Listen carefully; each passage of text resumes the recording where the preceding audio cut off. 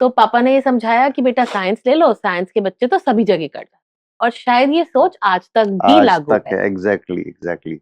तो एक तरफ हिंदू में एडमिशन हो गया था और एक तरफ इंजीनियरिंग में। एमबीए जाके मुझे पहली बार समझ में आया कि जो छटपटाहट 4 साल मैंने फेस करी थी इंजीनियरिंग में, वो क्यों करी थी, क्योंकि मैं टेक्निकल बच्ची नहीं थी। ओके। पीसीएम में अच्छा होना और इंजीनियरिंग में अच्छा करने के बीच में कोई रिलेशन नहीं है। ये बात मुझे वो 4 साल के इंजीनियरिंग कॉलेज में पास आउट होने के बाद, जब मैंने एमबीए में जाकर वो पढ़ाई करनी शुरू करी जो मुझे पसंद आ रही थी, तब मुझे वो समझ में आई।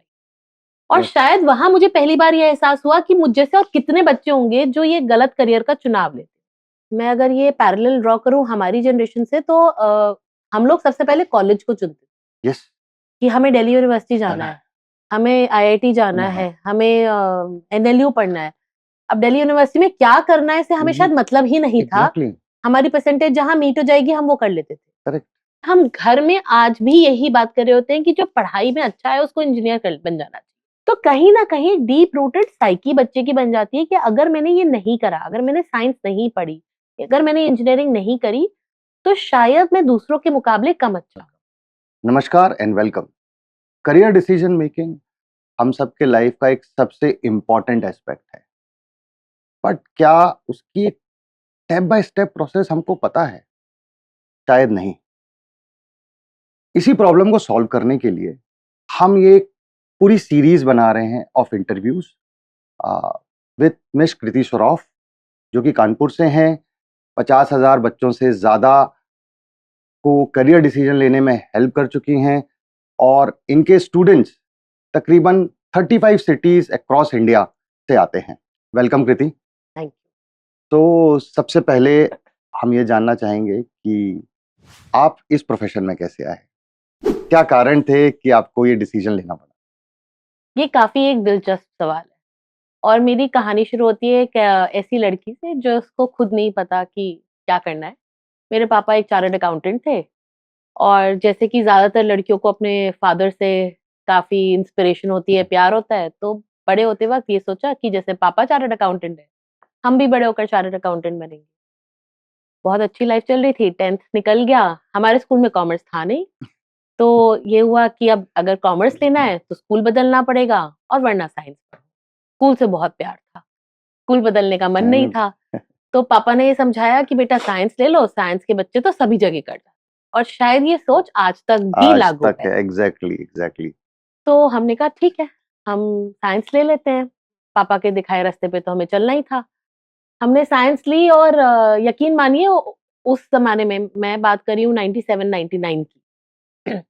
उस जमाने में दिल्ली यूनिवर्सिटी जाना हर बच्चे का सपना हुआ करता था। तो हमारा भी सपना था कि दिल्ली यूनिवर्सिटी जाएंगे, बीकॉम ऑनर्स करेंगे, साथ में चार्टर्ड अकाउंटेंसी करेंगे।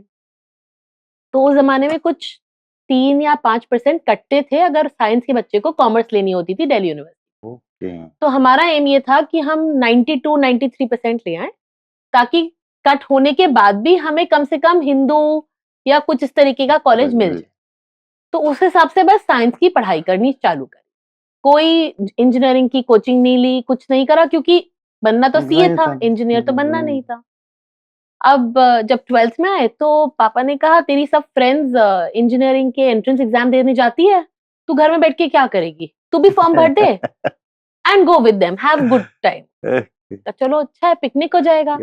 हमने सारे इंजीनियरिंग के फॉर्म्स भर दिए और उस जमाने में जेई के साथ साथ आईआईटी जेई बहुत डिफरेंट हुआ करता था आज से। और तब स्टेट के एग्जाम्स हुआ करते थे, जैसे कि यूपी का एमएनएलआर हुआ करता था, एमपी का अलग हुआ करता था। तो जितने फॉर्म्स मेरी फ्रेंड्स ने भरे उतने फॉर्म्स हमने भर दिए और सबके साथ जाकर हमने जितना समझ में आया उतना एग्जाम में ऑनेस्टी से दे दिया। जब नहीं समझ में आया तो उठकर बाहर आके पिकनिक मना ली। अब जब रिजल्ट आया तो खुशकिस्मती कहिए या जिंदगी का एक खुद की एक नियति बोलिए कि इंजीनियरिंग कॉलेज में एमपी के एक टॉप गवर्नमेंट कॉलेज में मेरा एडमिशन हो गया। अब हमें तो समझ में नहीं आया ये हुआ क्या। और तभी मेरे घर में एक शादी थी, तो शादी में सारे रिश्तेदार इकट्ठे हुए। जिसको पता चला कि बेटी का कहाँ एडमिशन हो रहा है, तो एक तरफ हिंदू में एडमिशन हो गया था और एक तरफ इंजीनियरिंग में। अब सबने ये बोलना शुरू कर दिया कि अरे इंजीनियरिंग में कहाँ होता है, लोगों का तो करने से नहीं होता। और ये बात है 1999 की, जब बहुत ही कम लड़कियां इंजीनियरिंग इंजीनियरिंग करती जाती थी। थी, करेक्ट। और सबने बोलना शुरू कर दिया, तुम अगर इसको छोड़ोगी तुम जिंदगी की सबसे बड़ी भूल करोगी, तुमको नहीं छोड़ना हाँ जी, चाहिए। अब वो ऑब्वियसली एक 18 साल के बच्चे को नहीं सही और गलत की पहचान नहीं होती, होती है। करेक्ट। उसको लगता है अगर घर में सब जो बोल रहे हैं तो वही अधिकांश सही होगा। तो मैंने भी वही करा और मैं इंजीनियरिंग में एडमिशन लिया और मैं एमपी के गवर्नमेंट कॉलेज जीएसआईटीएस में पहुंची। ओके। वो आज भी बहुत ही प्रसिद्ध और मानी कॉलेज। हाँ, अब वहां जाने के बाद पहले 6 महीने में हमें समझ में आ गया था कि I am a misfit, I shouldn't have come here. Not because कि कॉलेज अच्छा नहीं था, बट क्योंकि मैं शायद इंजीनियरिंग के लिए नहीं बनी। पर मैं हमेशा से, मेरी एक खासियत थी कि मैं पढ़ाई में अच्छी। तो और शायद जैसे कि हम लड़कियों को बोलते हैं कि लड़कियां थोड़ी सी सिंसियर होती हैं, तो उन्हें जो काम बोला जाए वो कर लेती हैं। बहुत सिंसियर होती है। तो पढ़ना आता था मुझे, पढ़ने से मैं कभी नहीं डरी या भागी। तो मैं मार्क्स अच्छे लेकर आ रही थी कॉलेज में, लेकिन मेरा मन नहीं लगता। अब इस बात का लोगों को खुद की समझ रखना उस 18 साल की उम्र में, और लोगों को ये समझा पाना कि मन नहीं लग रहा लेकिन मार्क्स आ रहे हैं, ये बहुत डिफिकल्ट है। ये शायद मेरे लिए इम्पॉसिबल टास्क था। क्योंकि खुद मैं नहीं समझ पा रही थी, मैं अपने पेरेंट्स तक को नहीं समझा पा रही थी, तो लोगों को तो बहुत ही दूसरा सवाल है समझाना। अब इस दौरान ये हुआ कि पहले 1 साल तक तो मैंने कोशिश करी सबको समझाने की, करने की, लेकिन सबको लगा मार्क्स अच्छे आ रहे, तुमको ऐसे ही लग रहा है, नया कॉलेज है, नया माहौल है, तुम्हारा मन नहीं लग रहा होगा, इसलिए तुम्हें लग रहा है, तुम करो। बाय द सेकेंड ईयर मैंने एक समझौता कर लिया था कि अब हमारे जमाने में ये बच्चों को लिबर्टी नहीं होती थी कि कॉलेज पसंद नहीं तो छोड़ दो। तो ठीक है, अब हालात से समझौता किया और इंजीनियरिंग करनी शुरू कर दी। मार्क्स अच्छे आते रहे। फाइनल ईयर, थर्ड ईयर के एंड, फाइनल ईयर में एंटर करते करते मैंने पापा को ये बात तय करके बोल दी थी कि मैं ना तो जॉब के लिए बैठूंगी इंजीनियरिंग और ना मैं एमटेक करूंगी, क्योंकि तब तक मुझे ये क्लैरिटी हो चुकी थी कि मैं इंजीनियरिंग के लिए नहीं बनी। तो पापा को आया गुस्सा, उनको लगा कि मैं अपना भविष्य बर्बाद करना चाहती हूँ और मैं कुछ नहीं करना चाहती लाइफ में। और उन्होंने कहा ठीक है, तो जिस दिन डिग्री आ रही है उस दिन दूल्हा रेडी होगा और शादी कर लो। My God. हमने कहा हमको तो कुछ करना है। उन्होंने बोला तुम्हें क्या करना है, तुम जॉब भी नहीं लेना चाहती हो और पढ़ना भी नहीं चाहती हो, तो एक ही उपाय समझ में आया कि एमबीए कर लो। क्योंकि और कुछ एज एन इंजीनियरिंग स्टूडेंट सन 2001-2 में मेरी समझ, मेरी सूझबूझ नहीं बता पा रही थी। और उस टाइम कोई इस तरीके के करियर काउंसलर्स नहीं होते थे जो हमें गाइड कर सके। तो हमने जाके एक दिन फोन उठा के पापा को बोला मेरे को समझ में आ गया, मुझे एमबीए करना है। उन्होंने गुस्से में बोल दिया कि अगर टॉप 10 एमबीए कॉलेजेस में आएगा एडमिशन तो कराऊंगा, नहीं आएगा तो दूल्हा तैयार होगा गेट पे। अब हमने उसको चैलेंज की तरह ले लिया। पढ़ना खासियत थी हमारी, हम लग गए पढ़ाई में। पढ़ाई करते करते हमने टॉप 10 कॉलेजेस में एडमिशन ले लिया। तो उस जमाने में 9th रैंक पे आता था आईएमटी गाजियाबाद, और उसमें मेरा एडमिशन हो गया। अब एडमिशन हो गया तो पापा से शर्त लगी थी, पापा को शर्त माननी पड़ गई और हम एमबीए करने चले गए। एमबीए जाके मुझे पहली बार समझ में आया कि जो छटपटाहट 4 साल मैंने फेस करी थी इंजीनियरिंग में, वो क्यों करी थी, क्योंकि मैं टेक्निकल बच्ची नहीं थी। पीसीएम में अच्छा होना और इंजीनियरिंग में अच्छा करने के बीच में कोई रिलेशन नहीं है। ये बात मुझे वो 4 साल की इंजीनियरिंग कॉलेज में पास आउट होने के बाद, जब मैंने एमबीए में जाकर वो पढ़ाई करनी शुरू करी जो मुझे पसंद आ रही थी, तब मुझे वो समझ में आई। और शायद वहां मुझे पहली बार यह एहसास हुआ कि मुझ जैसे और कितने बच्चे होंगे जो ये गलत करियर का चुनाव लेते। खैर बहुत अच्छा निकला एमबीए। उसके बाद मेरी जॉब लगी, जॉब मेरी विप्रो टेक्नोलॉजीज में लगी, अगेन टेक्नोलॉजी कंपनी में। तो पर ठीक है, समय अच्छा निकल रहा था। और जब हमने वहां पे जॉब ज्वाइन करी तो शुरुआत में 6 महीने टेक्नोलॉजी कंपनी में अक्सर लोग बेंच पे होते हैं, जब प्रोजेक्ट नहीं मिला होता, हम काम सीख रहे होते। तो शाम को 4-5 बजे के बाद हम खाली होते थे, और खाली रहते थे तो मेरे एक बॉस थे, अक्सर हम कभी उनके साथ बास्केटबॉल खेलते थे, कभी टाइम ऐसी पास करते थे। उन्होंने बोला कृति तुम गलत प्रोफेशन में हो और तुमको साइकोलॉजी पढ़ना चाहिए। अब मैंने सर को बोला, मैंने कहा सर मैंने जिंदगी में बहुत पढ़ लिया, मैंने इंजीनियरिंग कर ली, मैंने एमबीए कर लिया, जॉब अच्छी लगी, कैंपस में हाईएस्ट पैकेज पे हूं मैं अपने कैंपस में से, मुझे और ना पढ़ाइए। उन्होंने बोला नहीं तुम शाम को करती क्या हो, खाली तो रहती हो। मैंने कहा खाली रहते हैं। तो बोले काम करो, पास में ही एक इवनिंग कॉलेज है, मैं तुम्हारा एडमिशन करा दे रहा हूँ, मैं वहां पे प्रोफेसर को जानता हूँ, और तुम एडमिशन लो और तुम पढ़ना शुरू करो। मैंने कहा चलो ये भी कर लेते हैं, पढ़ाई का शौक शुरू से था बचपन से, तो पढ़ना शुरू कर दिया, एडमिशन ले लिया और पढ़ना शुरू कर दिया। टाइम के साथ कब वो एक साइकोलॉजी का एक कोर्स कंप्लीट हो गया मुझे नहीं पता चला, पर मुझे नहीं पता था कि मुझे इस डिग्री से करना क्या है। I had no objective of pursuing it. I was not thinking why am I doing it.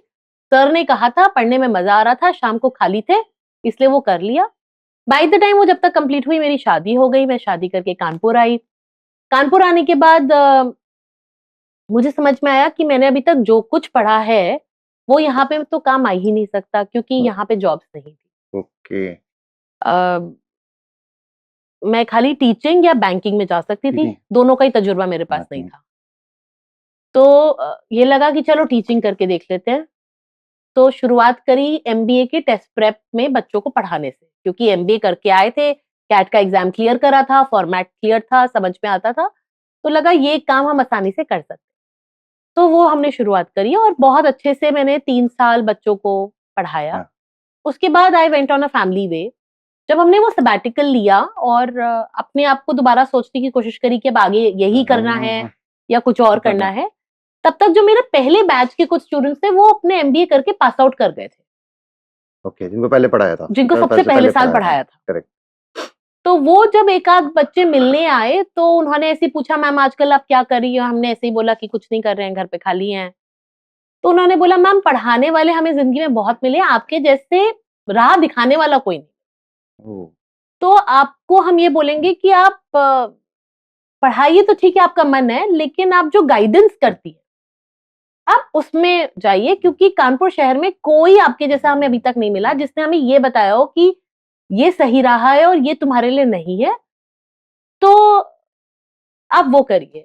और कभी कभी शायद हम सबके साथ लाइफ में ऐसा होता है कि किसी की कोई बोली हुई छोटी सी बात भी हमें स्ट्राइक कर जाती है, वो एक इंसाइट दे जाती है। हाँ, और शायद मैं उस समय उस दौर में भी थी जहां मैं खुद सोच रही थी कि मुझे आगे क्या करना है, और वो एक बच्चे की वो बात मुझे जैसे एक इम्पैक्ट कर गई, और मुझे लगा कि शायद यही है जो मैं ढूंढ रही थी इतने टाइम से। और ये कहीं ना कहीं शायद इमोशनली कनेक्ट भी इसलिए करा क्योंकि मैं उस असमंजस में 4 साल खुद रही थी।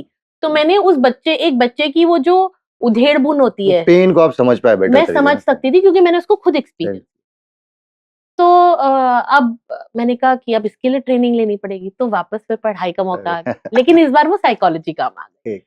तो अब मैंने सर्टिफिकेट कोर्सेज किए करियर काउंसलिंग में while I was with my small baby, और वो करने के बाद सन 2014 में हमने फाइनली अपना ये career counselling institute by careers with Kriti के नाम से हमने चालू।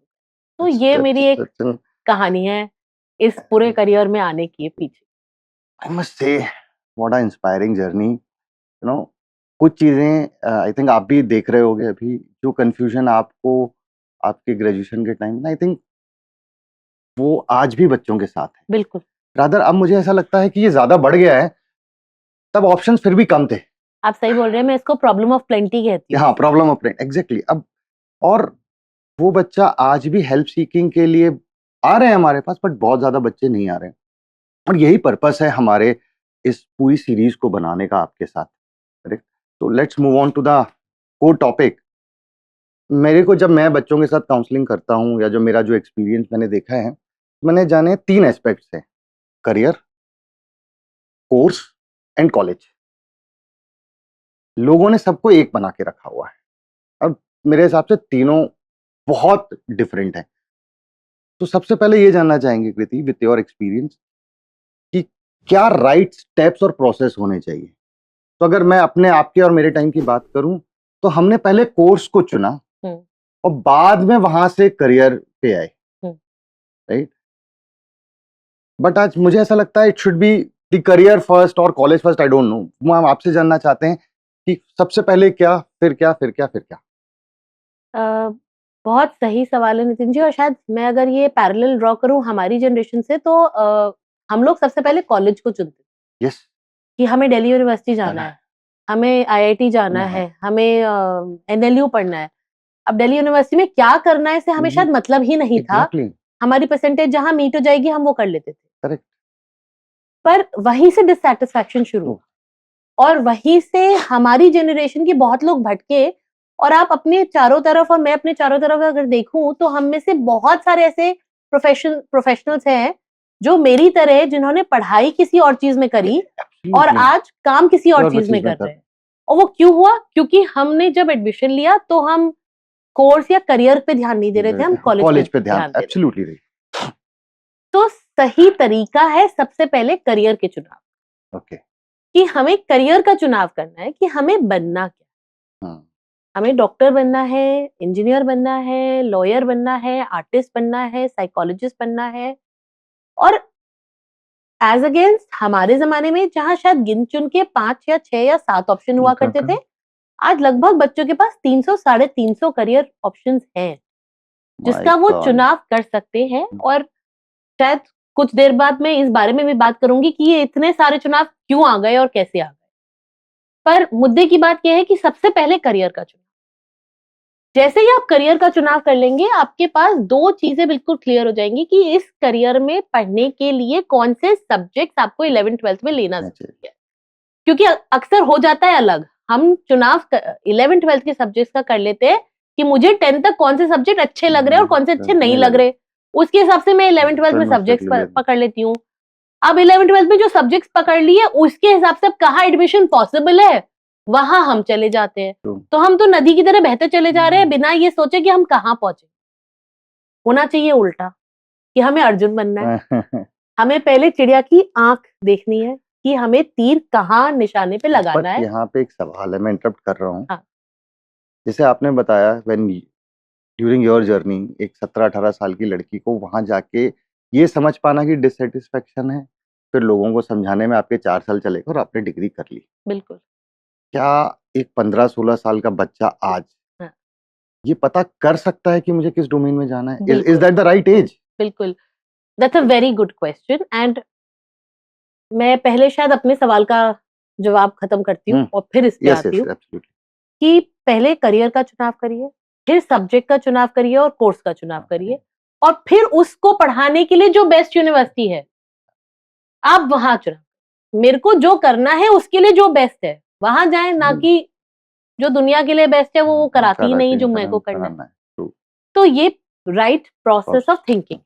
अब career, course and then university और कॉलेज। अब आता है आपका दूसरा सवाल कि क्या ये 15-16 साल के बच्चे को क्या इस बात की जानकारी, सेल्फ इंट्रोस्पेक्शन हो सकता है कि उसको क्या करना है? तो ये एक्चुअली काफी कठिन है, और मेरा मानना है कि शायद मुश्किल से 5 से 10% बच्चा ही ऐसा होता होगा जिसको 15, 16, 17 या इवन 18 साल तक की उम्र में ये बात की समझ आ जाए कि मुझे क्या करना है।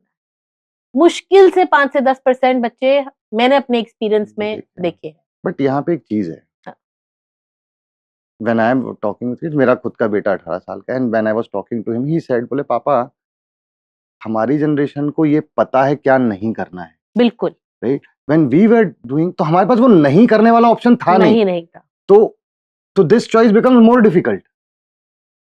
मुझे लगता है दोनों बातें इसमें। देखिए, एक तो क्योंकि हमारी जनरेशन के पास तो चॉइस ही बहुत कम थी, तो नहीं करना और करने के बीच का फर्क बहुत ज्यादा नहीं था। सिंपल सी बात थी, अगर पढ़ाई में बहुत अच्छे हो तो हमारी तरह पीसीएम या पीसीबी ले लो और इंजीनियर या डॉक्टर बन जाओ। थोड़ी पढ़ाई कम समझ में आ रही है तो कॉमर्स ले लो, चार्टर्ड अकाउंटेंट बनने की कोशिश कर लो, और भी बिल्कुल नहीं समझ में आ रही है तो फिर ह्यूमैनिटीज ले लो और टीचर या लॉयर बन जाओ। कहानी ले कर यही पहुंचती थी। पर अभी जैसे कि मैंने कहा कि 300 साढ़े 300 करियर है, तो अगर बच्चा उसमें से ये भी डिसाइड कर लेता है ना कि मुझे क्या नहीं करना, तो शायद 300 साढ़े 300 में से 100 पे तो आ ही जाएगा। Very correct. तो कहीं तो फनल बनना शुरू हो ही जाएगा। तो वो भी कोई बुरी सोच नहीं है। अब क्या उसको पता होगा?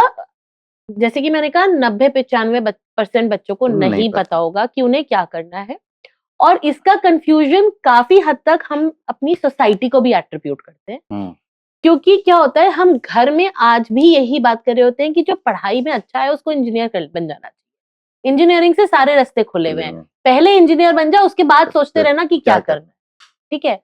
तो कहीं ना कहीं डीप रूटेड साइकी बच्चे की बन जाती है कि अगर मैंने ये नहीं करा, अगर मैंने साइंस नहीं पढ़ी, अगर मैंने इंजीनियरिंग नहीं करी, तो शायद मैं दूसरों के मुकाबले कम अच्छा हूं। ये हम उसको बता नहीं रहे, वो लेकिन हम अपनी रोज की डेली कॉन्वर्सेशंस में उसके अंदर ये साइकी डेवलप करते हैं।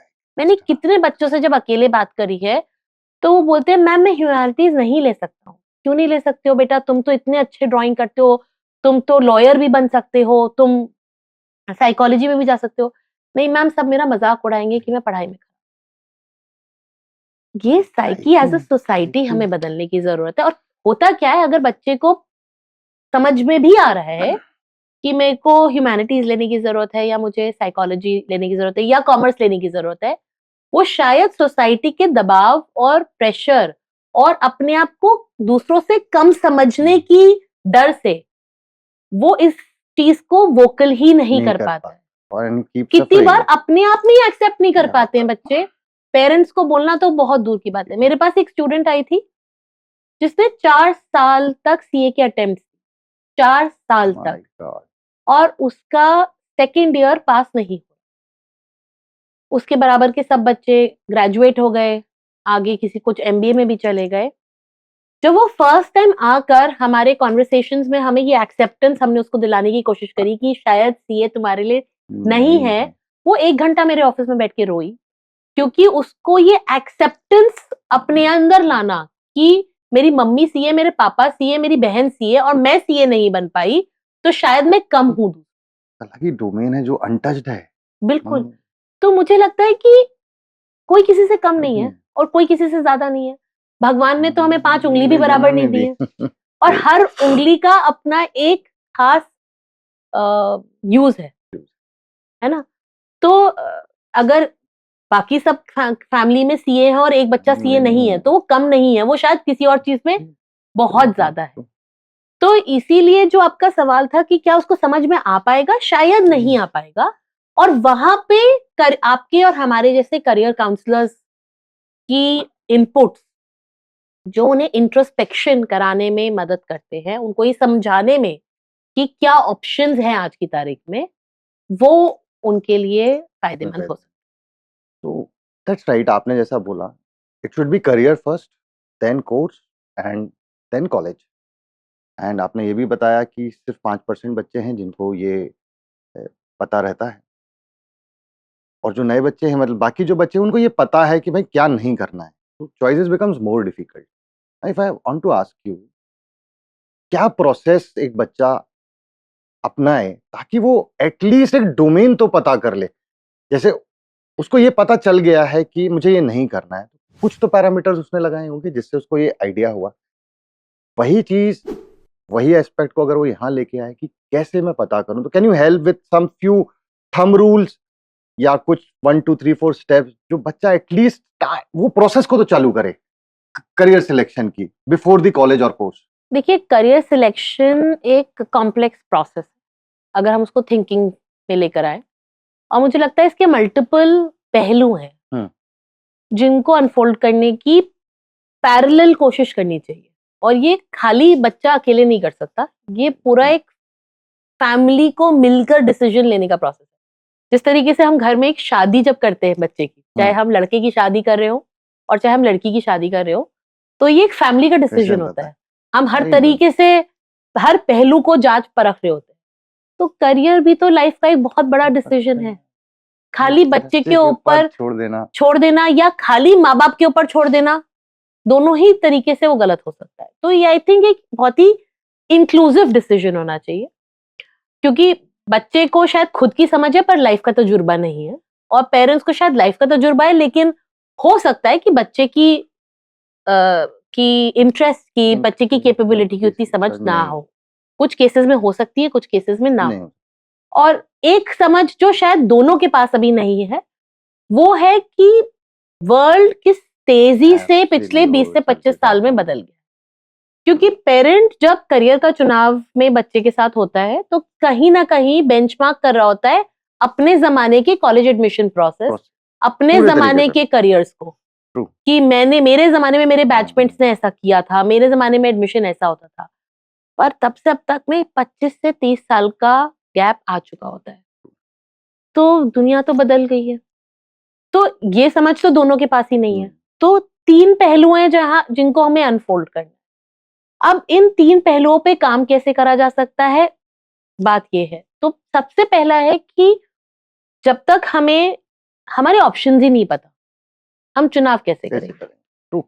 और अक्सर जब मैंने किसी भी बच्चे से, किसी भी पेरेंट से अपने करियर में ये पूछा है कि आप मुझे जितने भी करियर्स जानते हैं उनके एक नाम बताइए, आज तक शायद ही किसी फैमिली ने 17-18 नाम बताए, माय गॉड, गिनकर। और है कितने, 300 साढ़े 300। तो जब हमें अपनी पॉसिबिलिटीज ही नहीं पता तो चुनाव कैसे होगा। I think this is where a role of a career counselor comes into picture. वो एस्पेक्ट जो शायद ना पेरेंट को पता है ना बच्चे को पता है। बिल्कुल। सेकंड है कि इंट्रोस्पेक्शन। हर बच्चा फर्क है, एक ही माँ बाप के 2 बच्चे भी फर्क है, ठीक है। तो जो इंट्रोवर्ट है और जो एक्सट्रोवर्ट है, उसकी क्षमताएं, उसके काम करने के तरीके, उसको जो चीजें पसंद आएगी और जो नहीं आएंगी, वो बिल्कुल फर्क हो। एक बच्चा जो बहुत ही ऑर्गेनाइज तरीके से काम करना पसंद करता है और एक बच्चा जो लास्ट मिनट पे एकदम भागते दौड़ते अपने सारे काम कंप्लीट करता है, उसमें बहुत बड़ा फर्क है। एक बच्चा जो बहुत ही क्लास में जासूस बन के घूमता है, उसको क्लास के हर बच्चे की खबर है कि किसने सही काम किया, किसने गलत किया, आज क्लास में क्या हुआ था, मैम ने क्या कह दिया, उसकी कैपेबिलिटी सोचिए आप। और एक ऐसा बच्चा जो खाली किताबों में घुस के अपना मैथ सॉल्व कर रहा है, उसकी कैपेबिलिटी। तो हर बच्चे की अपनी खासियत है। एज अ पेरेंट हमारी ये ड्यूटी है कि हम अपने बच्चे की ये फाइनर एस्पेक्ट्स को ऑब्जर्व करें। हमें उनको इंटरवीन करके उनको बदलने की जरूरत नहीं है। अक्सर मेरे पास ये सवाल आते हैं जहां पेरेंट बोलते हैं हमारा बच्चा इंट्रोवर्ट है, हम इसको एक्सट्रोवर्ट कैसे बना दें।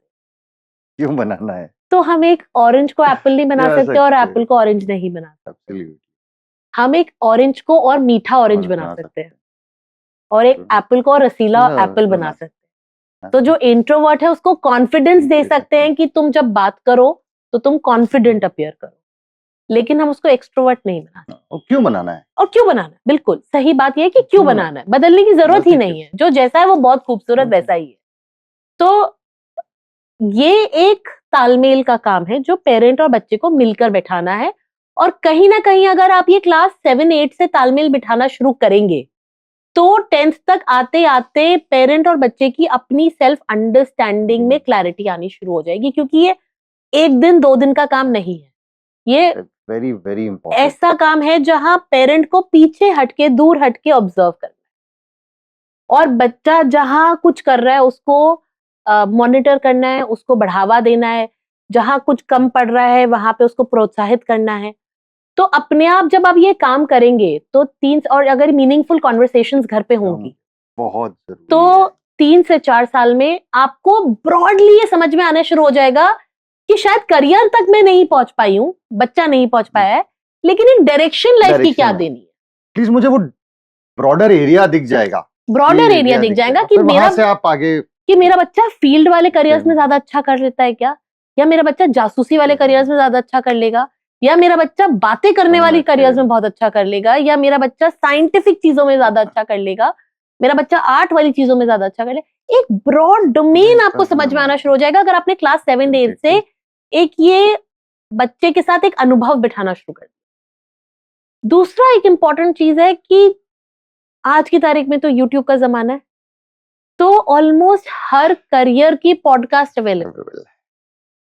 बहुत अमेजिंग प्रोफेशनल्स जो अपने फील्ड, अपने करियर में गजब का काम कर रहे हैं, उन्होंने डिटेल्ड डिस्क्रिप्शंस दिया है उनके करियर में क्या हो रहा है, क्या अच्छाइयां हैं, क्या खराबियां हैं, क्या सैलरी मिलती है, क्या एक्सपीरियंस चाहिए, क्या स्किल सेट चाहिए उस करियर में सक्सीड होने के लिए।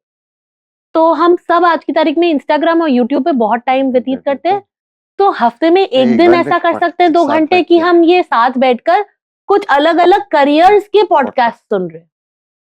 तो अगर ये काम अगर हम सपोज 3 से 4 साल कर ले, तो जो हमारी एक अंडरस्टैंडिंग 18-19 करियर की है, वो 100-150 तक तो हम लेकर जा ही सकते हैं। वेरी तो ये कुछ स्टेप्स मैं बोलती हूँ कि शुरुआती स्टेप्स हैं। Introspection for the child and the family together and exploration of the options that are there.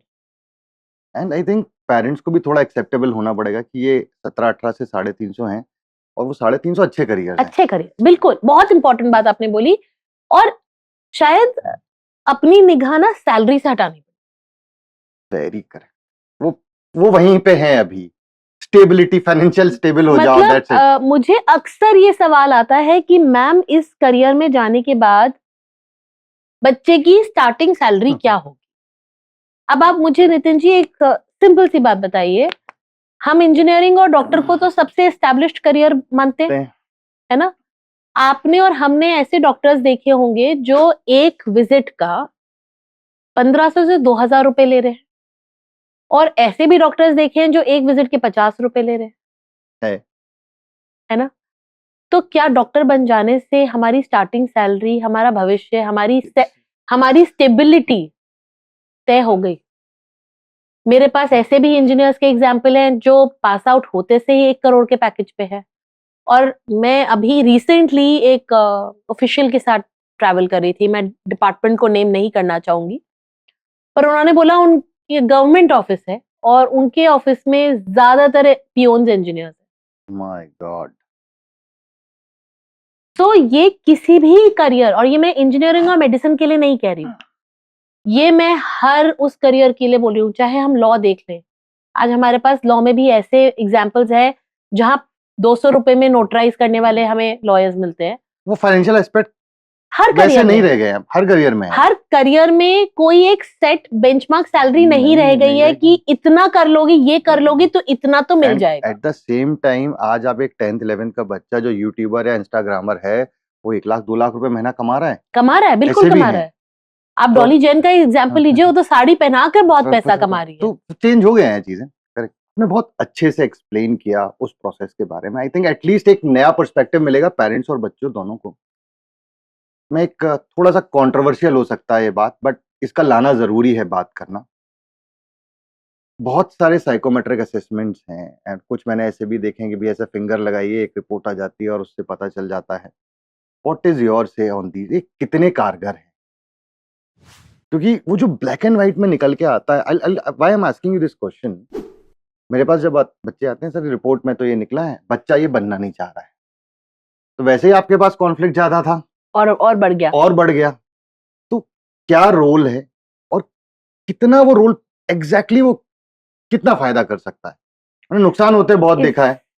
इस सवाल के हर प्रैक्टिशनर के एक अपने जवाब हो सकते हैं, पर मेरा मानना ये है कि जो वो आपने फिंगरप्रिंट वाला बोला, उसमें मेरा विश्वास नहीं है। और उसका कारण ये है कि वो टेक्नोलॉजी एक बहुत ही छोटे पॉपुलेशन के डेटाबेस पे बनी, एंड वो टेक्नोलॉजी जापानीज टेक्नोलॉजी है, जिसमें जापानीज स्मॉल पॉपुलेशन के फिंगरप्रिंट्स को डेटा में फीड करके पूरे वर्ल्ड की पॉपुलेशन को उस पे एक्सट्रापोलेट करा जा रहा है। तो कुछ 1200 लोगों की थंबप्रिंट्स एंड फिंगरप्रिंट्स उसमें कैप्चर किए गए हैं, और उन 1200 लोगों पे हम दुनिया की डेटाबेस पे एक्सट्रापोलेट कर रहे हैं, which I feel is unjustified, and that too people from one ethnicity, only Japanese. अगर उन्होंने वो 1200 में भी कुछ इंडियन, कुछ चाइनीज, कुछ अमेरिकन, कुछ ब्रिटिशर्स, सारी एथनिसिटीज को लिया होता तो शायद उसकी एक्यूरेसी हायर होती। पर खाली एक एथनिसिटी को लेकर और खाली 1200 लोगों को लेकर हम दुनिया का भविष्य तय करने की कोशिश कर रहे हैं, तो वो शायद मेरी समझ में इफेक्टिव नहीं। अब बात आती है साइकोमेट्रिक एनालिसिस की। तो साइकोमेट्रिक एनालिसिस पे मेरा विश्वास कुछ ऐसा है जैसा लोगों का एस्ट्रोलॉजर पे कि अगर प्रैक्टिशनर सही है, तो वो बहुत इफेक्टिव टूल है। और अगर प्रैक्टिशनर सही नहीं है तो फिर कुछ भी हो सकता है। प्रॉब्लम क्या है कि कुंडली पढ़ने वाला सही होना चाहिए। कुंडली पढ़ने वाले अगर सही हो तो वो तो भगवान का रास्ता भी दिखा देते हैं, पर अक्सर लोगों को कुंडली पढ़ना आता नहीं या अधूरा ज्ञान होता है। प्रॉब्लम हिंदुस्तान में है कि साइकोलॉजी एक अनरेगुलेटेड प्रोफेशन, तो यहाँ पर 3 दिन का कोर्स करके लोग करियर काउंसलर बन रहे हैं। Only 3 days of a certified course and people are becoming a career counselor. They don't themselves know what those frameworks are. एक बार एक बच्चा हमारे पास भी एक किसी और काउंसलर की साइकोमेट्रिक रिपोर्ट लेकर आया था और मैंने उनको बोला कि आपको काउंसलर ने ये समझाया इनका इंटरप्रिटेशन? बोले नहीं मैम, उन्होंने तो बस रिपोर्ट दे दी, आप खुद समझ लो। क्योंकि शायद वो प्रैक्टिशनर को खुद ही नहीं वो उन टूल्स के बारे में पता होगा। तो एंड दुनिया में कुछ 12 से 15 डिफरेंट फ्रेमवर्क्स हैं जिनके कॉम्बिनेशंस को ये डिफरेंट टूल्स अपने हिसाब से यूज कर रहे हैं। तो अगर आपने एक ऐसा टूल लिया है जो एक्चुअली मल्टीपल फैसेट्स में बच्चे को समझने की कोशिश कर रहा है और प्रैक्टिशनर को उसको पढ़ने की, इंटरप्रेट करने की समझ है, तो ये कोई बुरा टूल नहीं है। लेकिन अगर उस प्रैक्टिशनर को वो टूल बनाने की कि कौन से फ्रेमवर्क्स एक दूसरे के साथ मिलकर काम कर सकते हैं और कौन से फ्रेमवर्क्स एक दूसरे के कॉन्फ्लिक्ट में काम करेंगे, इस बात की जानकारी अगर प्रैक्टिशनर को ही नहीं है तो थोड़ी दाल खट्टी हो सकती है। यहाँ मैं एक डिस्क्लेमर देना चाहूंगा, हम किसी को सही या किसी को गलत नहीं बोल रहे हैं। बिल्कुल, हमारा पर्पस बहुत क्लियर है, जो बच्चे और पेरेंट्स हैं वो एक सही इन्फॉर्म्ड डिसीजन ले पाए, that's the only objective. So we have talk lot about careers, एक प्रोसेस में बात करी, डिफरेंट टूल्स के बारे में बात करी। इमेजिन करते हैं now that career is set, मुझे डोमेन समझ में आ गया है। अगर वो डोमेन ट्रेडिशनल है तो बहुत अच्छा है, कोई दिक्कत ही नहीं है, ये सेट पूरा रोड मैप बना हुआ है। एंड सेकंड कम्स कि अब कोर्स कौन सा चुना जाए। बिल्कुल, नहीं? तो जब बच्चा कोर्स चुनने जा रहा है तो वो किन बातों का ध्यान रखे उस कोर्स का डिसीजन लेने से पहले, क्योंकि I was just reading somewhere कि एक 12th के बाद जब बच्चा कॉलेज के लिए बाहर निकलता है, एक पीसीएम का बच्चा अगर बाहर निकल रहा है तो उसके पास 850 से 1200 डिफरेंट कॉम्बिनेशन होते हैं कोर्सेज के लिए। तो वो what it becomes, you talked about problem of plenty, तो किन बातों का ध्यान रखे सो दैट वो कोर्स सही चुन ले। तो ये अगेन चुनाव बहुत मुश्किल चुनाव नहीं है अगर करियर का चुनाव हो गया तो। हाँ। तो करियर का अगर आपने चुनाव कर लिया तो आपको ये पता चल जाएगा कि इस करियर में जाने के लिए ये 1, 2 या 3 या मैक्सिमम 4 ऐसे कोर्सेज हो सकते हैं मेरे अनुभव में जो उस करियर तक लीड कर। तो आप वो 700-800 से 2, 3, 4 में अपने आप ही आ जाएंगे जैसे ही आपने अपने करियर का चुनाव कर लिया, क्योंकि अभी तक के मेरे अनुभव में कोई भी ऐसा करियर नहीं है जो 100 कोर्सेज के सब पॉसिबल ट्रू, 3-4 से पॉसिबल है, ऐसा होता है। तो अगर आप 3-4 में आ गए तो आपने अपनी प्रॉब्लम का समाधान खुद निकाल लिया। और आपको बस ये समझना जरूरी है कि ये कोर्स की एलिजिबिलिटी क्या है और इस कोर्स को करने के लिए मुझे क्या चाहिए और ये कोर्स आगे लीड कहाँ करे। तो कृति, जब आप ट्रेडिशनल कोर्सेज की बात करें, डॉक्टर बनना है, नीट दे लीजिए and you have the road map ready. Engineering के लिए, सीए के लिए, लॉ के लिए है। व्हाट अबाउट द करियर्स जो नए हैं? Suppose someone wants to get into designing, correct, और someone wants to get into entrepreneurship. ये आज के टाइम में बड़ा ट्रेंड है, बच्चों से आप पूछिए 9th-10th के क्या करना, स्टार्टअप करना है। हाँ, करना है, और जो जनरेशन आ रही है उनकी जिद के आगे तो पेरेंट्स झुकना ही पड़ रहा है। Give me 1 or 2 examples of not so traditional one, B of designing, और रादर मैं चाहूंगा कि आप स्टार्टअप, जो बच्चा आज बात कर रहा है, बहुत सारे बच्चे आ रहे हैं स्टार्टअप करना है, उनके लिए क्या रोड मैप और चॉइस ऑफ कोर्सेज होने चाहिए? Because I will ask you why I am asking you this question. यहाँ पे हमारे सामने जब बच्चा आ रहा है सर 10th के बाद, सर स्टार्टअप करना है, मेरे को पढ़ाई नहीं करनी, ये अलग ही ट्रेंड एक चीज आने लगी है। नंबर्स कम हैं बट आगाज हो चुका है इस चीज हाँ, का। बिल्कुल सही बोल रहे हैं। राइट, मैं क्योंकि साइकोलॉजिकल काउंसलिंग में हूँ and I am seeing cases जहां बच्चे 9th या 10th से स्कूल ड्रॉप आउट होने की बात कर रहे हैं। तो कोई भी एक एग्जांपल अनकन्वेंशनल का आप मुझे दे पाएं कि बिल्कुल। एक स्टार्टअप और दूसरा डिजाइनिंग और आपके चॉइस का। तो मैं आपको सबसे पहली बात ये कहना चाहूंगी इसमें कि सबसे पहले हमें ये समझने की जरूरत है कि आज की तारीख में आप चाहे कन्वेंशनल करियर में जाएं, चाहे आप अनकन्वेंशनल करियर में जाएं, हर फील्ड में ग्रेजुएशन अवेलेबल। ओके, हमारे ज़माने में जब हम बोलते थे कि डिज़ाइनिंग मतलब एक हॉबी क्लास है, फ़ोटोग्राफ़ी मतलब एक हॉबी क्लास है। अगर हम यूआई यूएक्स या ग्राफ़िक डिज़ाइनिंग बोलें तो वो एक हॉबी क्लास क्लासेस होती थी। थी।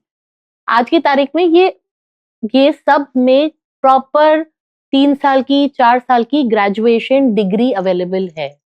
तो हमें इन्हें हॉबी क्लास की तरह ट्रीट नहीं करके एक प्रोफ़ेशनल करियर की तरह ट्रीट करने की ज़रूरत है। एंड ऑब्वियसली एक हॉबी क्लास जो स्किल सेट दे सकती है और एक करियर ट्रैजेक्टरी दे सकती है उसमें, और एक जो प्रॉपर एक डिग्री आपको एक ट्रैजेक्टरी दे सकती है बहुत अंतर है। उसमें जमीन आसमान आसमान। का फर्क हो। मैं ये नहीं कहना चाहूंगी कि हर डिग्री आपको उतना स्किल सेट देगी ही देगी, लेकिन अगर सही चुनाव हो तो देगी। अब सवाल आपका था कि अगर बच्चा कोई स्टार्टअप करना चाहता है या अपना एंटरप्रेन्योर बनना चाहता है तो उसको करियर में क्या किस तरीके की कोर्स पढ़ाई करने की जरूरत है या पढ़ाई करने की जरूरत है भी या नहीं है। बहुत ही दिलचस्प सवाल है और काफी बच्चे मुझसे ये बात पूछते हैं, और आप सही बोल रहे हैं, ये एक आगाज हो चुका है कि पढ़ने की जरूरत ही क्या है, हमें तो अपना बिजनेस करना है। तो मैं एक बिजनेस क्लास फैमिली से आती हूँ, तो मेरा एक बिजनेस को देखने का एक तजुर्बा है और एक अपना अंडरस्टैंडिंग है जो शायद दूसरों से फर्क हो। लेकिन मुझे ऐसा समझ में आता है कि बिजनेस जब हम लगाते हैं तो 2 तरीके से नया बिजनेस स्टार्ट किया जा सकता है। एक होता है अपने खुद के स्किल सेट को यूज करके, जैसे एक डॉक्टर अपनी कंसल्टेशन शुरू कर दे वो अपना बिजनेस कर रहा है, एक लॉयर अपनी कंसल्टेशन शुरू कर दे तो वो अपना खुद का बिजनेस एस्टैब्लिश कर रहा है, एक साइकोलॉजिस्ट है हमारे जैसे आप और हम अपने बिजनेस में हैं, एक पेंटर भी अपनी पेंटिंग्स अपने लिए बेच रहे हैं तो वो अपना बिजनेस है। ठीक, एक शेफ है, उसने एक आज की तारीख में क्लाउड किचन घर से खाना बना के बेचना शुरू कर दिया, वो बिजनेस में है। ठीक, तो ये हो गए स्किल बेस्ड बिजनेस। दूसरा बिजनेस लगाने का तरीका होता है जब हमारे पास अपनी कोई स्किल नहीं है, हम रिसोर्स बेस्ड बिजनेस में जा रहे हैं। हमारे पास रिसोर्स है, हमारे पास हमारे घर वालों के पास एक जमीन पड़ी थी, उस जमीन पे हमने दुकान खोल ली। हमारे पास एक गोडाउन पड़ा था, हमने उसमें स्टॉकिंग का काम शुरू कर दिया। हमारे मम्मी पापा टी शर्ट बना रहे थे तो हमने उसमें यार्न बनाने का काम शुरू कर दिया। हमारे पास कुछ एक फैमिली की एग्जिस्टिंग रिसोर्स थी, उस रिसोर्स को यूज करके हमने कुछ नया क्रिएट करने की कोशिश की। तो ये बहुत ही क्लियर 2 डिफरेंशिएशंस हैं और दोनों की अप्रोच फर्क होगी। एंड ब्रॉडली आई थिंक यही 2 तरीके हैं बिजनेसेस लगाने। तो अगर पहला वाला बिजनेस केस है तो उसमें तो आपको स्किल गैदरिंग करनी पड़ेगी। जो फर्स्ट टाइम आ रहे हैं उनको तो अपने स्किल बेस पे ही बनाना पड़ेगा मेजरली। अक्सर ये जो बच्चे स्टार्टअप की बात कर रहे हैं वो स्किल बेस की तरफ सोच नहीं रहे होते। See, and most of them are not coming from the business background. Correct. ये जो बिजनेस बैकग्राउंड से आ रहा है उसको एक बेसिक अंडरस्टैंडिंग है और उसके पास रिसोर्स पूरा है और वो ये बोलता है हाँ मुझे अपना बिजनेस नहीं, ये ट्रेडिशनल फैमिली बिजनेस नहीं करना पर मुझे कुछ डिफरेंट करना है। तो लेकिन उस डिफरेंट करने के लिए भी उसके पास एक फैमिली का विजडम है, एक विजडम है और साथ में एक रिसोर्स बैंक है कि आज आपका रॉ मटेरियल सप्लायर की चेन सेट है, आपके वेंडर की चेन सेट है, आपके पास जमीन है, आपके पास गोडाउन है, तो एक बहुत बड़ा विजडम के साथ रिसोर्स पूल है।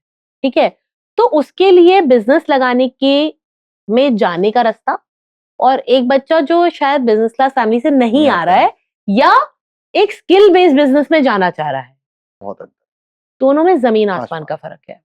तो अगर पहला वाला रास्ता आप चूज कर रहे हो तो आपको स्किल बेस्ड एजुकेशन में जाना पड़ेगा ना, आपके पास दूसरा कोई उपाय ही नहीं है। आप अगर खाना बनाना चाहते हो और आप अगर अच्छे खुद शेफ नहीं हो तो कितने दिन आपका रेस्टोरेंट चल जाएगा या क्लाउड किचन चल जाएगा।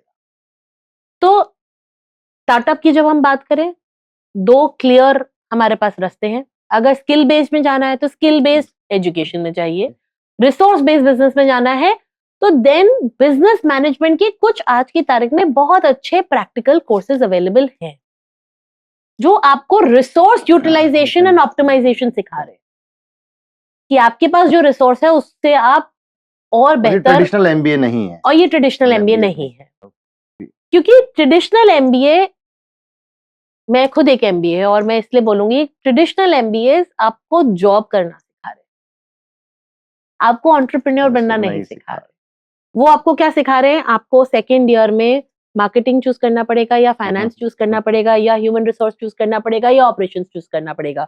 अब आपने जहां एक चीज का चुनाव करा, आपने बिजनेस के अपने एक ही पहलू पे अपनी पूरी पढ़ाई को कंप्लीट कर लिया, बाकी पहलू तो आपने नजरअंदाज कर दिया। और जब आपने एक बिजनेस के बाकी पहलुओं को छोड़ दिया तो आप बिजनेस कैसे चलाएंगे? तो वो बहुत डिफरेंट स्किल सेट है completely. So how to choose a course for a traditional, conventional and unconventional. You have explained it very clearly in a very effective manner. But यहाँ हम अभी बात कर रहे थे उस बच्चे के बारे में जिसने करियर सिलेक्ट कर लिया है और वो फिर कोर्स सिलेक्ट करने आ रहा है। But कुछ भी आप कर लें, कितना भी प्रोसेस लगा ली जाए, बहुत सारे बच्चे से छूट जाएंगे जो सब कुछ करने के बाद, सारा रिसर्च करने के बाद, सारे डिस्कशंस करने के बाद भी फाइंड आउट नहीं कर पाएंगे कि मेरे लिए करियर क्या है। उसको भी कोर्स करने जाना है 12th के बाद, हाँ। राइट? तो अगर कोई बच्चा उस सिचुएशन में है, तब मेरा कोर्स सिलेक्शन का प्रोसेस क्या होना चाहिए? I am not aware about my career, I have done my 12th से विद पीसीएम, पीसीबी और सम अदर सब्जेक्ट, और मैं ट्रेडिशनल में नहीं जाना चाह रहा हूँ। मैं पीसीएम का बच्चा हूँ, मुझे इंजीनियरिंग नहीं करनी है, मुझे ये भी नहीं पता है कि मुझे करियर में क्या करना है। Still I have to choose a course. Same with the bio. Doctor नहीं बनना है, उसके अलावा मैं क्या करूं? जो बिग 4 की हम बात करते हैं, या मुझे सीए नहीं बनना है और पता भी नहीं है क्या, और कोर्स चुनना है। इस सिचुएशन में क्या मेथड अपनाई जाए कि मैं एक कोर्स को? अगर आपको ये पता है कि आपको जो सब कर रहे हैं वो नहीं करना है, पर आपको ये नहीं पता कि आपको क्या करना है, पर अब 12th खत्म हो रही है तो कॉलेज में तो जाना है, तो एक ही रास्ता बचता है कि अपनी इंटरेस्ट या अपने स्किल को अपना हथियार बना, rather than just doing anything. कुछ तो स्किल होगी, कुछ तो हुनर होगा, कुछ तो इंटरेस्ट होगा। शायद अकाउंट्स में इंटरेस्ट होगा, शायद रूबिक्स क्यूब्स में इंटरेस्ट होगा, शायद पेंटिंग में इंटरेस्ट होगा, शायद खाना बनाने में इंटरेस्ट होगा, शायद सबकी मिलजुल के प्रॉब्लम्स को सॉल्व करने में इंटरेस्ट होगा। कुछ तो किया होगा जिसमें आपको लगता होगा कि स्कूल में मैं पिछले 10-12 सालों में ये एक काम दूसरों से बेहतर करते हुए आ रहा हूं या आ रही हूं, उसको पकड़ लो।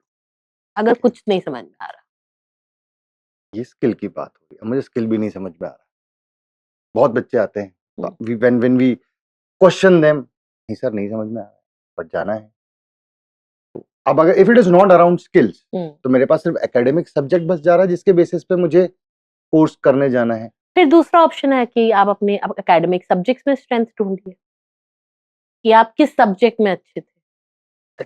कुछ तो पैरामीटर होना चाहिए, कुछ तो पैरामीटर होना चाहिए, रैंडमली नहीं चले जाना। आप इसलिए नहीं एडमिशन ले सकते कि मेरे को इस कॉलेज में जाना है, अब हम जो पढ़ाएंगे हम पढ़ लेंगे। एक सिंपल सा उदाहरण देती हूँ। आज आप ये सोचते हैं कि हम रात को खाना खाने एज अ फैमिली बाहर जाएंगे, तो जब खाली एक खाना खाने के लिए हमें बाहर जाना है पे ये डिस्कशन होता है कि अच्छा आज क्या खाना है, आज इंडियन खाना है या आज फास्ट फूड खाना है या आज साउथ इंडियन खाना है या आज पिज्जा पास्ता खाना है। हम पहले ये सोचते हैं कि हमें क्या खाना है, फिर हम ये सोचते हैं कि अच्छा अब ये खिलाने वाला रेस्टोरेंट पास में कौन सा है, अच्छा कौन सा है, कहाँ जल्दी आ जाएगा, कहाँ टाइम लगेगा, हमें फाइन डाइन करनी है या हमें जल्दी जाके खाना है या हमें स्ट्रीट फूड खाना है, राइट? वो 5 मिनट के खाने के स्वाद के लिए हम इतने परम्यूटेशन कॉम्बिनेशन लगाते हैं। हमने कभी ऐसा नहीं करा होगा कि हम एक रेस्टोरेंट में जाकर बैठ गए और हमने वेटर को बोला चल तेरा जो मन है आज वो खिला। बट हम करियर के साथ कर रहे हैं। पर हम करियर के साथ ये कैसे कर सकते हैं कि हमने यूनिवर्सिटी में फॉर्म भर दिया और यूनिवर्सिटी को बोल दिया कि तुम जो पढ़ाओगे हम पढ़ लेंगे? तो कहीं कोई सोच तो होनी पड़ेगी।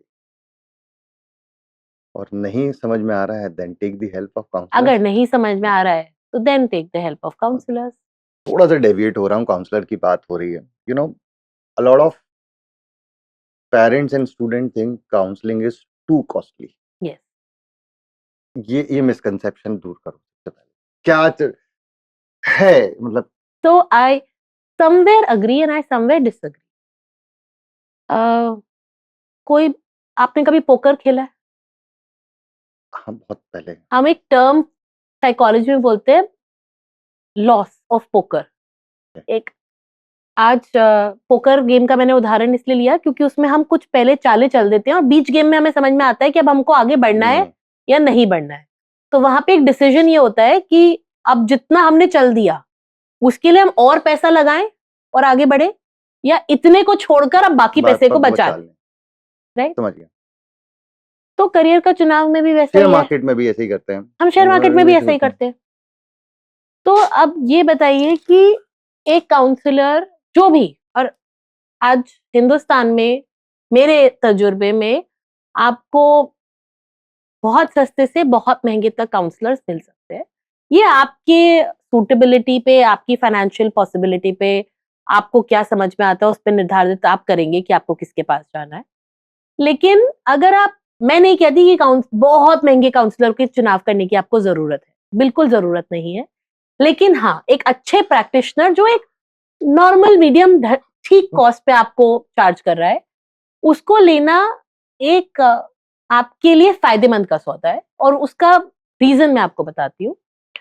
आज आप अगर गलत करियर के चुनाव में चले जाते हैं तो आपका loss is much bigger than that small fees that you are paying to the counselor, because then you are losing 1 year, you are losing 1 year of fees and the trauma and stigma that you as a family and the child will be going through कि बच्चा college छोड़कर आ गया और तब एक असमंजस दूसरी शुरू होती है कि अब क्या करें। उस सब से बचने के लिए आप एक नॉर्मल फी पे कर सकते हैं। नॉर्मल फीस अराउंड, एक जनरल मैं बात करूं तो 5 से 15,000 के बीच में आई थिंक बिल्कुल मिल जाएगा। बिल्कुल, बहुत आसानी से।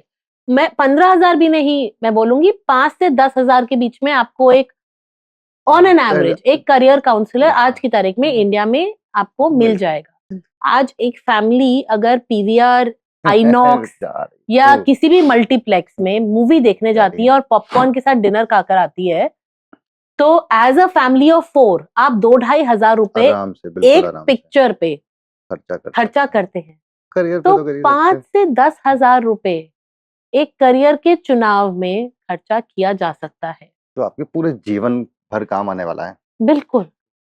एंड जो आपकी वो 3 साल 4 साल की गलती को बचा सकता है। We have discussed enough about career courses.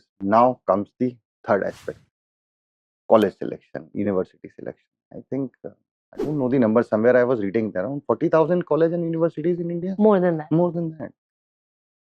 फिर बात आ जाती है प्रॉब्लम ऑफ प्लेंटी। ठीक, कैसे अगेन दो सेगमेंट। क्या कोर्स मेरा फाइनल हो गया, अब मैं कैसे कॉलेज का चुनाव करूं? चुनाव करने से पहले किन बातों का ध्यान रखूं? बहुत अच्छा क्वेश्चन है ये। और अक्सर हम जब कॉलेज का चुनाव कर रहे होते हैं तो हम रैंकिंग्स पे निर्धारित होते हैं, बहुत हद तक, काफी हद तक, कि अगर हमें इंजीनियरिंग करना है तो इंजीनियरिंग कॉलेजेस की क्या रैंकिंग है, हमें लॉ करना है तो क्या रैंकिंग है, डिजाइन करना है तो क्या रैंकिंग है।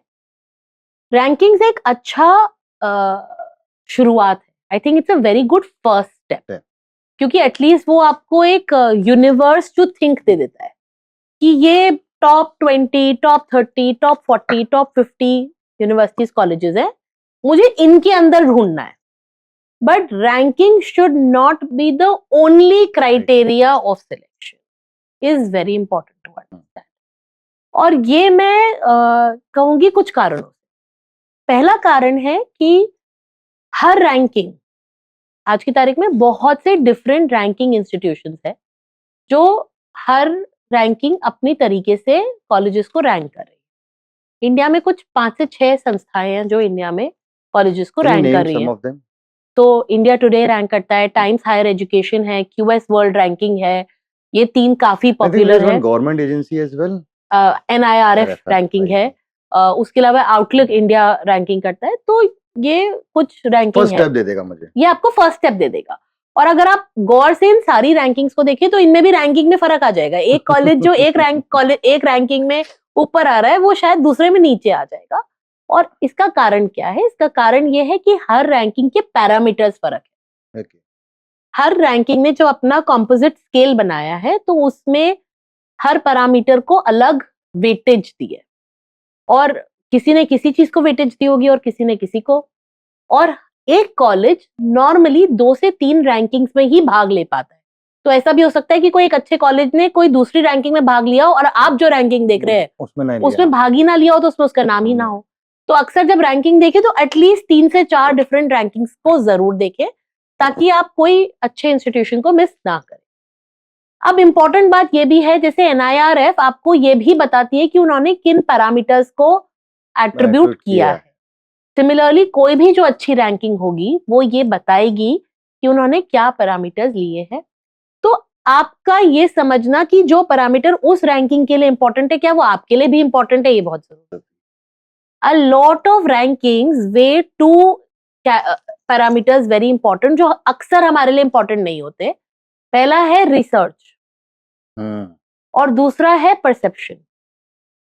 अगर आप देखेंगे अक्सर मैक्सिमम रैंकिंग्स इन 2 पैरामीटर्स को 50% की वेटेज मिलाकर। Research I understood, what is perception? आप और हमारा परसेप्शन क्या है, जो वहां बच्चा जा रहा है उसका परसेप्शन क्या है। Perception is ambiguous, there is no way to qualify. आपका परसेप्शन एक कॉलेज के बारे में अच्छा और खराब हो सकता है, और वो मुझसे भिन्न हो सकता है। और रिसर्च और परसेप्शन मिलाकर 50% से ज्यादा एट्रीब्यूट कर रहे हैं किसी भी रैंकिंग को। तो अगर मुझे रिसर्च में जाना ही नहीं है तो मेरे लिए नहीं है वो कॉलेज। तो वो रिसर्च का रैंकिंग ऊपर होने से वो कॉलेज मेरे लिए अच्छा और खराब कैसे मैं निर्धारित कर सकती हूँ।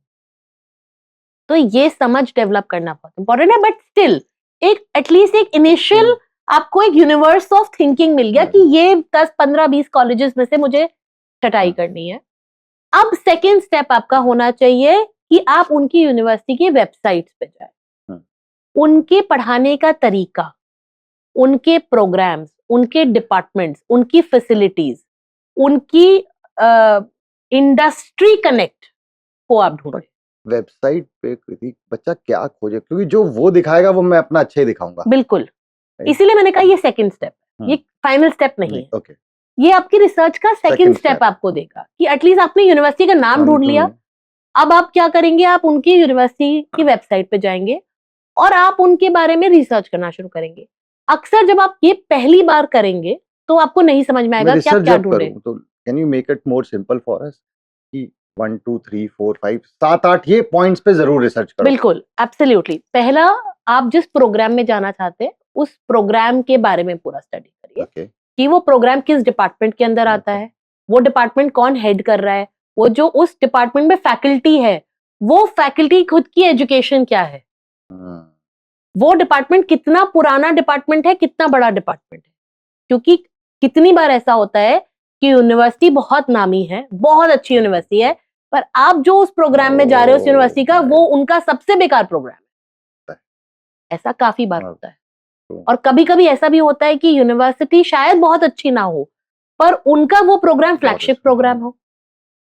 तो इसीलिए उस प्रोग्राम की रिसर्च करना कि उनके एचओडी कौन है, कौन फैकल्टीज हैं, किस तरीके का लैब इंफ्रास्ट्रक्चर वो उस डिपार्टमेंट में प्रोवाइड करते हैं, और उस डिपार्टमेंट को उन्होंने कितना इंडस्ट्री से अलाइन करा है या नहीं करा है, इंडस्ट्री स्पीकर्स आ रहे हैं कि नहीं आ रहे, वहां का एलुमनाई कौन है, ये रिसर्च करना आपके लिए जरूरी है। दूसरी रिसर्च आपको ये भी करना जरूरी है कि वहां की फैसिलिटीज क्या है, खास करके उन बच्चों के लिए जो किताब के बाहर की दुनिया में भी इंटरेस्टेड हो। और आज की तारीख में मैं ये बढ़ता हुआ ट्रेंड देख रही हूँ कि बच्चों को कॉलेज में खाली पढ़ाई नहीं और भी चीजें चाहिए। उन्हें ड्रामा भी चाहिए, उन्हें स्पोर्ट्स भी चाहिए, उन्हें डिबेट भी चाहिए। तो क्या वो यूनिवर्सिटी ये सब चीजें भी करा रही है या नहीं करा रही है? क्योंकि पिछले 3 सालों में मैंने एक और उभरता हुआ ट्रेंड देखा है, और वो है कॉलेज ड्रॉप आउट। कि बच्चा कॉलेज गया और 6 महीने 8 महीने साल भर में आकर उसने माता पिता से ये बोला कि मैं वापस नहीं जाऊंगा, मुझे ये कॉलेज है तो बहुत अच्छा, मेरे लिए नहीं। तो ये मेरे लिए नहीं है का जवाब आप शुरुआत में भी खोज सकते हैं। क्या वो यूनिवर्सिटी छोटी यूनिवर्सिटी, देखिए कुछ बच्चे ऐसे होते हैं जो एक छोटे एनवायरनमेंट में नरिश होते हैं, उन्हें थोड़ी हैंड होल्डिंग की ज्यादा जरूरत होती है, उन्हें एक मार्गदर्शन की ज्यादा जरूरत होती है। अक्सर ऐसे बच्चे क्लास में जल्दी से हाथ उठा के आंसर नहीं, क्वेश्चन नहीं पूछते, आंसर नहीं देते। कुछ बच्चे ऐसे होते हैं जो बड़े ही फोर्थकमिंग होते हैं, वो अपना रास्ता भीड़ में भी खोज लेंगे, दूसरों को पीछे हटा के मैम हमें ये सवाल है, ये नहीं हुआ। तो वो एक लार्जर यूनिवर्सिटी में भी बहुत अच्छे फिट है। पर एक बच्चा जिसको ज्यादा मार्गदर्शन की जरूरत है, अगर आप उसको 10,000 बच्चे वाली यूनिवर्सिटी में भेज देंगे तो वो कहीं खो जाएगा। तो ये फाइनर एस्पेक्ट्स की डिटेलिंग आपको यूनिवर्सिटी रिसर्च से मिल जाएगी अगर आपने वेबसाइट पे कुछ समय बताया है तो। थर्ड स्टेप फिर आता है खोज करके उस यूनिवर्सिटी के कुछ बच्चों से बात करना अगर पॉसिबल हो। एंड अक्सर अब क्योंकि जितनी अच्छी प्रोमिनेंट यूनिवर्सिटीज हैं, वहां पे आपके खुद के स्कूल के कुछ ना कुछ एलुमनस आपको मिलेंगे जो आपकी स्कूल आपको राजी से मदद कर देगा। अगर आप जाके अपने स्कूल में प्रिंसिपल से, स्कूल की काउंसलर से, स्कूल की टीचर से बोलेंगे कि मैम इन यूनिवर्सिटी में कभी कोई हमारे सीनियर गए हैं, आपके आस पड़ोस मोहल्ले में, मतलब थोड़ा एफर्ट डालने की बात है। काउंसलर कैन आल्सो हेल्प कि भाई your career counsellor can help, your school counsellor can help, your principal can help, LinkedIn can also help. बिल्कुल, लिंक्डइन कैन हेल्प। तो आप अगर कुछ वहां के एग्जिस्टिंग स्टूडेंट्स या एलुमनाई से कनेक्ट करके उनसे बात कर पाए तो आपको वहां की पेडागॉजी, वहां की इथॉस के बारे में पता चलेगा। अब ये यूनिवर्सिटी इथॉस एक बहुत कमाल का शब्द है जो मैं बच्चों को समझाती हूँ। जैसे हमारी खुद की एक पर्सनालिटी होती है ना, हर यूनिवर्सिटी की भी एक पर्सनालिटी, यूनिवर्सिटी एंड कॉलेज, चाहे यूनिवर्सिटी हो चाहे कॉलेज हो। जैसे हम होते हैं कि जैसे मैंने आपको एग्जांपल दिया कि एक बच्चा है जिसको खाली किताबों में इंटरेस्ट है, एक बच्चा है जिसको किताबों में भी इंटरेस्ट है, स्पोर्ट्स में भी है, दूसरा है उसको लीडरशिप में इंटरेस्ट है, वो स्टूडेंट काउंसिल में भी जाना चाहता है, तीसरा है उसको स्टार्टअप में भी इंटरेस्ट है पढ़ाई के साथ। तो हर बच्चे की एक अपनी पर्सनैलिटी है। वैसे ही हर कॉलेज की या हर यूनिवर्सिटी की भी अपनी एक इथॉस होती है।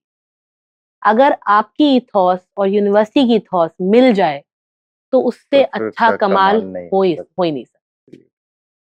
तो ये कुछ स्टेप्स हैं जो आपको जरूर स्टडी करने चाहिए besides ranking when you are selecting the university. तो हमने तीनों एस्पेक्ट पे बात कर ली, करियर, कोर्स एंड कॉलेज। उसका राइट सिलेक्शन प्रोसेस क्या होना चाहिए था वो बात कर ली। एंड आई थिंक जो हमारा ऑब्जेक्टिव था कि ये पॉडकास्ट एक रेफरेंस पॉइंट बने सो दैट उसकी थिंकिंग और रिसर्च एक प्रॉपर डायरेक्शन में जाए। I think this we have covered all the aspect of it. Closing message आप क्या देना चाहेंगे बच्चों और उनके पेरेंट्स को? क्लोजिंग मैसेज मेरा ये रहेगा कि आज हम 21वीं सदी में 2 चीजों का ध्यान रखना बहुत जरूरी है। पहला, हम आज इंडस्ट्री में स्किल बेस्ड एजुकेशन की तरफ जा रहे हैं। डिग्री से ज्यादा इंपॉर्टेंट हो जाएगी स्किल आगे आने वाले समय में। तो आप जो भी करें, चाहे आप कोडिंग करें, चाहे आप डिजाइनिंग करें, चाहे आप खाना बनाएं, आप जो भी करें उसमें स्किल की निपुणता पे ध्यान दीजिए, खाली पास होके नंबर लाने पे ध्यान ना दें। और दूसरा मेरा सुझाव ये होगा कि ऐसा आज की तारीख में कोई ऐसा करियर नहीं है जो ये 100% आपको गारंटी कर देगा कि ये करियर में चले गए तो सक्सेस निर्धारित। मेरा हमेशा कहना होता है success does not lie in a career, people are successful, careers are not successful. Thank you so much, Kriti, for your time, and I hope this will help a lot of students. Thank you so much for your time. Pleasure.